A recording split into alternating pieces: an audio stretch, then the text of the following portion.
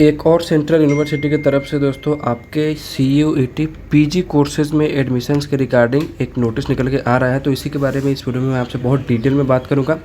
क्या है आपके रजिस्ट्रेशन के इंपॉर्टेंट डेट्स, क्या है लास्ट डेट, फीस कितनी पेमेंट करनी है, ये सारी चीज़ें हम लोग बहुत डिटेल में बात करने वाले हैं। तो इस वीडियो को आप पूरा देखना, तभी आपको समझ में आएगा। सबसे पहले हम लोग उस सेंट्रल यूनिवर्सिटी के ऑफिशियल वेबसाइट पर चलते हैं जहाँ ये नोटिफिकेशन रिलीज़ किया गया है।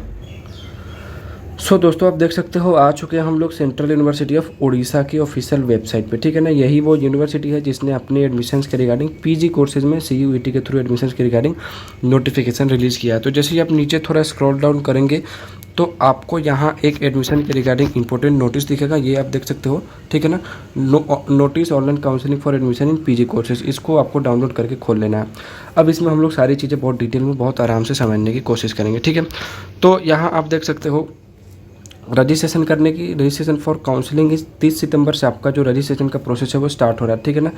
30 सितंबर से स्टार्ट होगा और लास्ट डेट जो है वो 17 अक्टूबर है। तो इससे पहले आप इसी बीच में अपना रजिस्ट्रेशन कर लेना, ठीक है। Declaration of provisional merit list जो है वो आपको 21 अक्टूबर को आपका प्रोविजनल मेरिट लिस्ट रिलीज़ कर दिया जाएगा।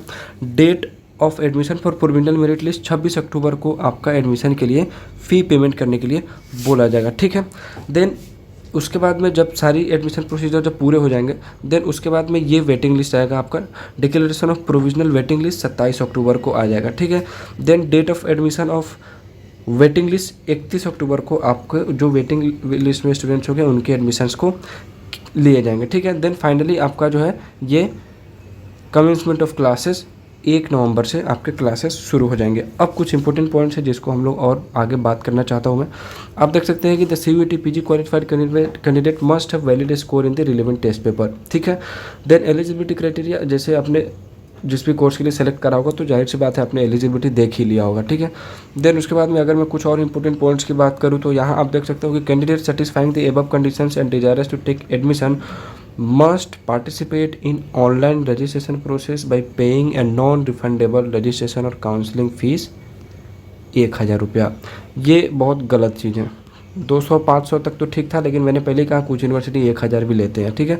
Then candidates are advise to complete the registration between the date, ठीक है। आप अपने स्पेसिफाइड डेट के अंडर में ही अपने रजिस्ट्रेशन प्रोसेस को पूरा कर ले, अदरवाइज आपका एडमिशन नहीं हो पाएगा। ये एक बहुत ज़्यादा इंपॉर्टेंट पॉइंट है कि candidate must ensure that the mobile number and email ID provided by him और her are valid and active during counselling admission portal. अब ऐसा क्यों कहा जा रहा है? इसलिए कहा जा रहा है क्योंकि जितने भी आपके फर्दर जो कम्युनिकेशंस होंगे एडमिशन्स के बाद या रजिस्ट्रेशन करने के बाद कि आपका मेरिट लिस्ट में नाम आया नहीं आया, तो ये सारे जो कम्युनिकेशन होंगे ये आपके मोबाइल नंबर पे मैसेज आएगा, ईमेल आईडी पे जाता रहेगा, ठीक है। तो इसलिए आपको ये कहा जा रहा है कि आप बहुत अच्छे से वेरीफाई कर ले कि जो भी आप डिटेल्स डाल रहे हैं वो सही हो, ठीक है।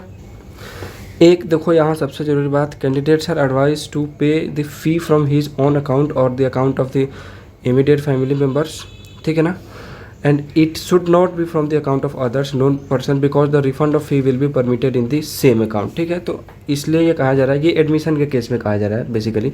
तो एडमिशन केस में क्या है कि अगर आप पेमेंट करते हो तो ये सलाह दी जा रही है कि आप अपने अकाउंट से ही पेमेंट करो, ताकि इन फ्यूचर अगर आप एडमिशन कैंसिल भी करते हो तो आपका पैसा आपको सीधे आपके अकाउंट में चला। यहाँ कुछ और इम्पोर्टेंट पॉइंट्स है, आपको ये देख लेना चाहिए। जैसे देखो कि no separate intimation letter will be send to the candidate shortlisted for admission, ठीक है ना। आपको कोई अलग से कुछ भी लेटर वेटर नहीं भेजा जाएगा कि आप सेलेक्ट हो चुके हैं। आपको सबसे ज़रूरी बात है ये कि आप यूनिवर्सिटी के वेबसाइट को रेगुलरली आपको विजिट करते रहना है, ठीक है।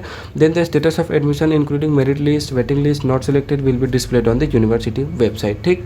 सो the unreserved category merit list shall be prepared based on the aggregate score or mark obtained by the candidates in CUET 2022 entrance exam conducted by NTA। इसके अलावा भी बहुत कुछ चीज़ें दी गई है दोस्तों, जिसको अगर मैं डिस्कस करूँ तो वीडियो काफ़ी ज़्यादा लंबी हो जाएगी। इसलिए मैं आपसे एक सलाह दूंगा, रिक्वेस्ट करूँगा कि आप ऑफिशियल वेबसाइट पे जाओ और इसको डाउनलोड कर लो जो भी नोटिफिकेशन आया है, और अच्छे से एक बार खुद भी समझ लो कि क्या है सारा का सारा प्रोसीजर, ठीक है ना। एप्लीकेशन फॉर्म, रजिस्ट्रेशन या काउंसलिंग जो भी है उसको भरने से पहले एक बार आपको इसको ज़रूर अच्छे से पढ़ लेना पड़ेगा, ठीक है। ये आपका रिफ़ंड पॉलिसी है, देख सकते हो आप, ठीक है ना। 30 दिन के अंदर में अगर आप एडमिशन कैंसिल करते हैं तो आपका 1000 रुपया काट के बाकी सारा का सारा पैसा आपको वापस कर दिया जाएगा, ठीक है। तो ये थी दोस्तों सेंट्रल यूनिवर्सिटी ऑफ उड़ीसा के तरफ से एक अपडेट, जिसमें मैंने बात करी कि एडमिशन जो है आपका प्रोसीजर शुरू होगा कब से, 30 सितंबर से। ज़्यादा डिटेल्स के लिए आप ऑफिशियल वेबसाइट को विजिट कर लो। आगे कैसे ही अपडेट्स के लिए चैनल को सब्सक्राइब करना ना भूलें। धन्यवाद।